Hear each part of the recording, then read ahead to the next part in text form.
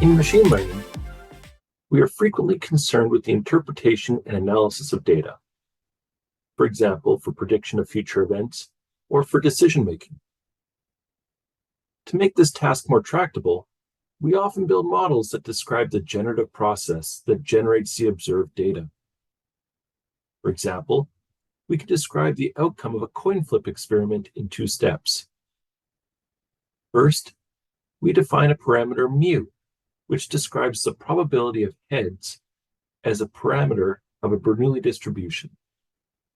Second, we can sample an outcome, x, in the set of outcomes heads or tails, from the Bernoulli distribution. The parameter mu gives rise to a specific data set x that depends on the coin used. Since mu is unknown in advance and can never be observed directly, we need mechanisms to learn something about mu given observed outcomes of coin flip experiments. In this video, we'll discuss how probabilistic modeling can be used for exactly this purpose. Probabilistic models represent the uncertain aspects of an experiment as probability distributions. The benefit of using probabilistic models is that they offer a unified and consistent set of tools from probability theory for modeling, inference, prediction, and model selection. In probabilistic modeling, the joint distribution, P of x and theta, of the observed variables theta and the hidden parameters theta is of central importance.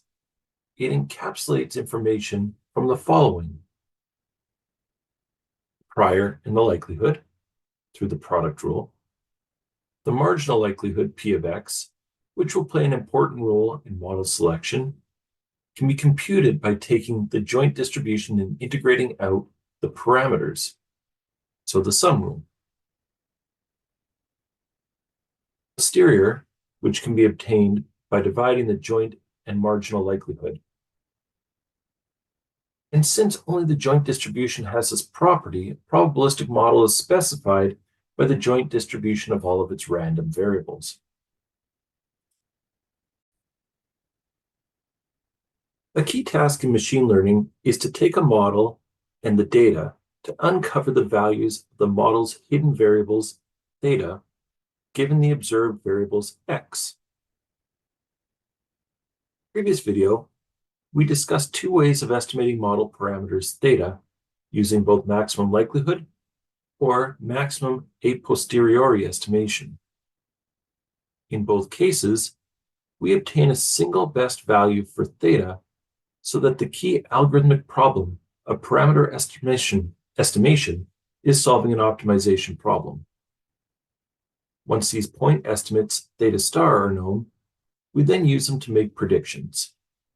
More specifically, the predictive distribution will be P of x given theta star, where we use theta star in the likelihood function.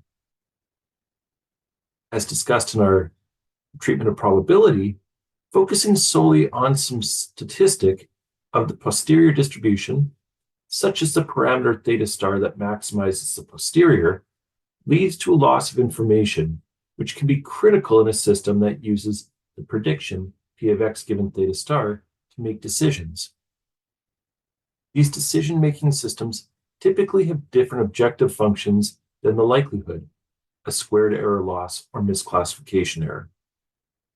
Therefore, having a full posterior distribution around can be extremely useful and leads to more robust decisions.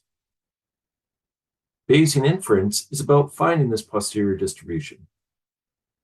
For a dataset X, a parameter prior, P of theta, and a likelihood function, the posterior, P of theta given X, equals probability of X given theta times probability of theta divided by probability of X, where the probability of X is the integral of the probability of X given theta, probability of theta d theta, is obtained by applying Bayes' theorem.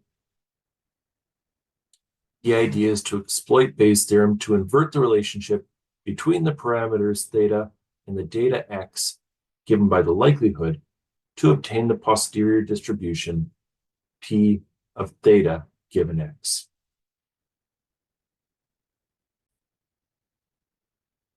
Implication of having a posterior distribution on the parameters is that it can be used to propagate uncertainty from the parameters to the data. More specifically, with a distribution P of theta on the parameters, our prediction will be P of x equals the integral of P of x given theta, P of theta d theta, which is equal to the expected value of P of x given theta.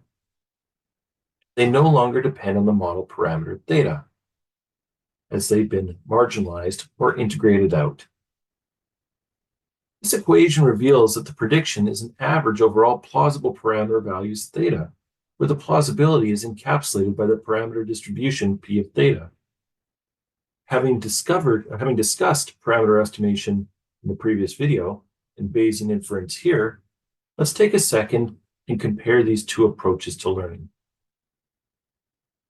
Parameter estimation through the maximum likelihood, or MAP estimation, yields a consistent point estimate theta star of the parameters, and the key computational problem to be solved is optimization. In contrast, Bayesian inference yields a posterior distribution, and the key computational problem to be solved here is integration. Predictions with point estimates are straightforward, whereas predictions within the Bayesian framework require solving another integration problem. However, Bayesian inference gives us a principled way to incorporate prior knowledge, account for side information, and incorporate structural knowledge, all of which is not easily done in the context of parameter estimation.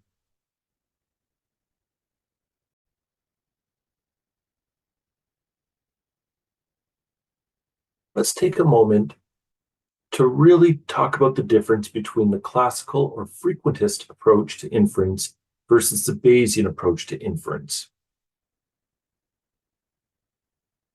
As an example, let's say there's an unknown quantity that we would like to estimate. We get some data. From this data, we estimate the desired quantity. Let's say, for example, that we're polling for an election. We need to get some data. We approach the problem in one of two ways. The classical or frequentist approach, the unknown quantity theta is assumed to be a fixed quantity. That is, theta, the percentage of people who are going to vote in favor of candidate A, for example, is a deterministic or non-random quantity that is to be estimated by the observed data. So we might consider theta as the percentage of people who will vote for candidate A. If we go out and ask n randomly chosen voters, we might estimate theta to be the number of people who say yes divided by the total number of people who we talk to. Although theta is assumed to be a non-random quantity, a deterministic quantity, our estimator, theta hat, is a random variable because it depends on our random sample.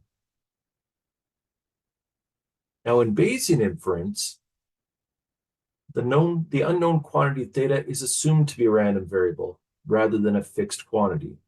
And we assume that we have some initial guess about the distribution of theta. For observing the data, we update our distribution of theta using Bayes' rule. So for example, we might know from a previous election that 40% of the people voted for candidate A. Based on the poll that we just take, the estimate that we've seen, the number of people, or the percentage of people who voted yes for this, are going to vote yes for this particular candidate, that will help update what we know from the previous election. So in summary, it's fair to say that a frequentist or classical inference approach deals with estimating non-random quantities, while the Bayesian inference approach deals with estimating random variables. It's important to note that both approaches have very, very widely used and are very useful in practice.